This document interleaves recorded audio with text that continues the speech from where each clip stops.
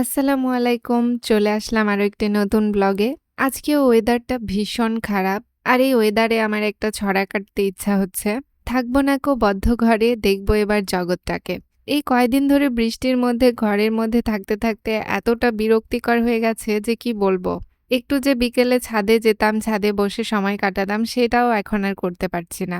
সকাল থেকে রুমের মধ্যে দরজা জানালা বন্ধ করে দিয়ে শুয়ে থেকে তারপরে চলে আসলাম আম্মুর কাছে উপরে। দুপুরে আম্মু রান্না করছে আর আম্মুর সঙ্গে আমি দাঁড়িয়ে গল্প করছিলাম। আমাদের সবার ছুটি আছে, তাই না? আমাদের সবার বিশ্রামও আছে। কিন্তু আমাদের মায়েদের কোনো বিশ্রাম নেই। এই এত বৃষ্টিতেও যেখানে বাইরে এক ধাপ পা ফেলা যাচ্ছে না, সেখানে আমার আম্মু বাইরে এসে চুলাতে রান্না করছে। মানে সিঁড়ির ঘরে এসে। আর এদিকে তো আমাদের সিঁড়ির ঘরের চালটা ফুটো হয়ে গেছে, সে চাল দিয়ে পানিও পড়ছে অনবরত।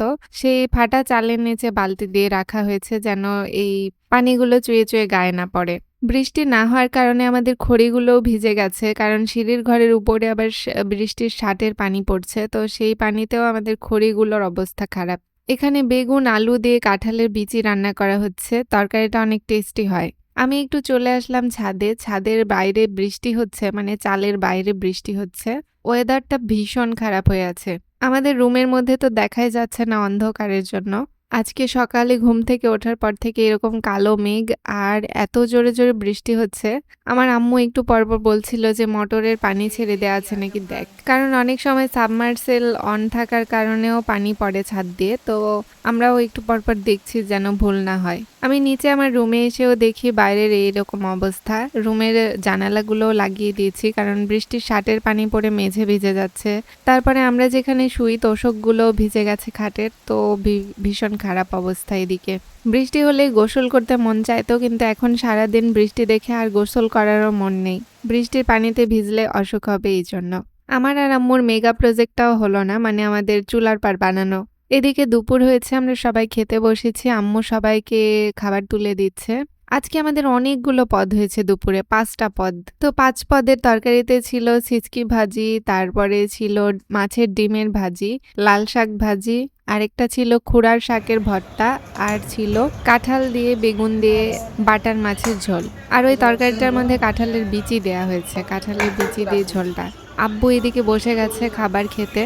বাইরে বৃষ্টির কারণে আমরা ঠিকই যেতে পারছি না, কিন্তু আব্বুর কিন্তু কোনো ছাড় নেই। আব্বু বাইরে যাচ্ছে, কাজকর্ম করে আবার বাসায় আসছে। এদিকে আব্বুর পাশে আমিও বসে আছি। নিচের জানালাগুলোও খুলে দিয়েছি, না হলে অন্ধকারের জন্য খাওয়া যেত না।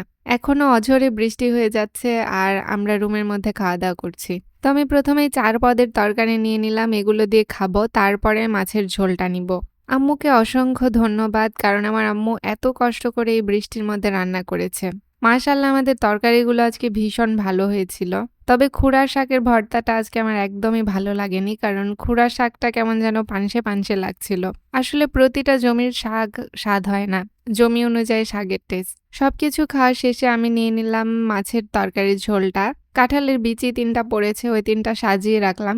পরে খাওয়ার ইচ্ছা হলে খাবো, না হলে আম্মুকে দিয়ে দিব। এদিকে মাছের ডিম দিয়ে এই তরকারিটা এত মজা হয়েছিল কি বলবো, অসাধারণ টেস্ট হয়েছিল।